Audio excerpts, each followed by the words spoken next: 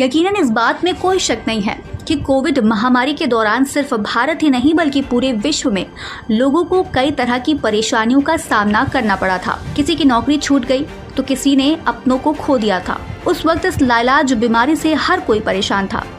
लेकिन जब खबर आई कि कोविड से बचने के लिए कोविशील्ड नाम की एक वैक्सीन आई है तो सबने कुछ राहत की सांस ली। लेकिन अब इसी वैक्सीन से जुड़ी एक डरावनी खबर सामने आई है जिससे लोगों के मन में एक बार फिर डर बैठ गया है। लेकिन क्या सच में डरने की जरूरत है? आज के इस वीडियो में हम इसी कोविशील्ड वैक्सीन से जुड़े पूरे विवाद के बारे में विस्तार से समझेंगे।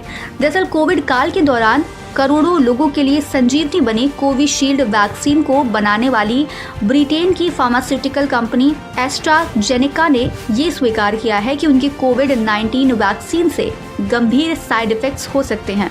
एस्ट्राजेनेका ने यूनाइटेड किंगडम हाईकोर्ट में केस की सुनवाई के दौरान बताया कि कोविड-19 वैक्सीन से थ्रोम्बोसाइटोपेनिया सिंड्रोम यानी TTS जैसे साइड इफेक्ट्स हो सकते हैं। बता दें कि इस कंपनी ने वैक्सीन को दुनिया भर में कोविशील्ड और वैक्सजेवरिया के नाम से बेचा था। अब आप सोच रहे होंगे कि करोड़ों लोगों के लिए संजीवनी की तरह काम करने वाली ये वैक्सीन कोर्ट कैसे पहुंच गई।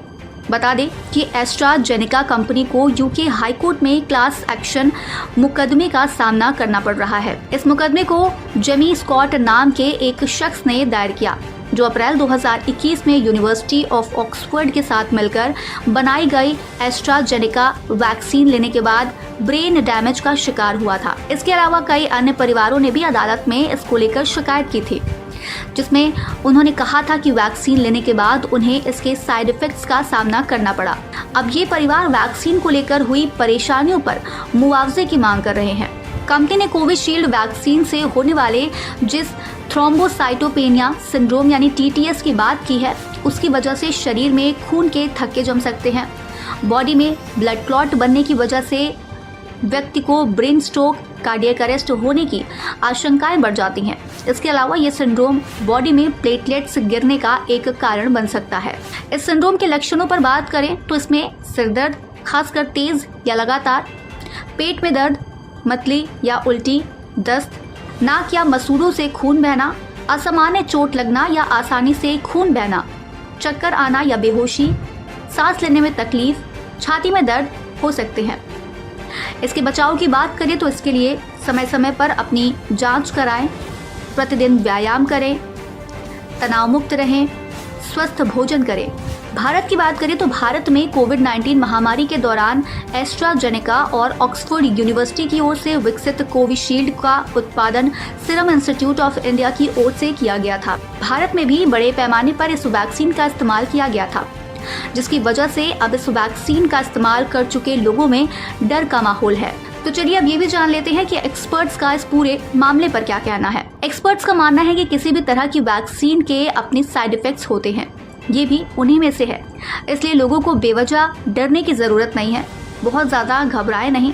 साइड इफेक्ट्स होने की संभावना वैक्सीन लगाने के कुछ दिनों के अंदर ज्यादा होती है और समय बीतने के साथ ये कम होती चली जाती है। इसे रेयर साइड इफेक्ट्स में रखा गया है। इसका मतलब है कि वैक्सीन लगवाने वाले हर शख्स को ये समस्या हो ये जरूरी नहीं है। इस वैक्सीन के इस्तेमाल से खून का थक्का जमने के बाद एक साइंटिफिक एविडेंस है।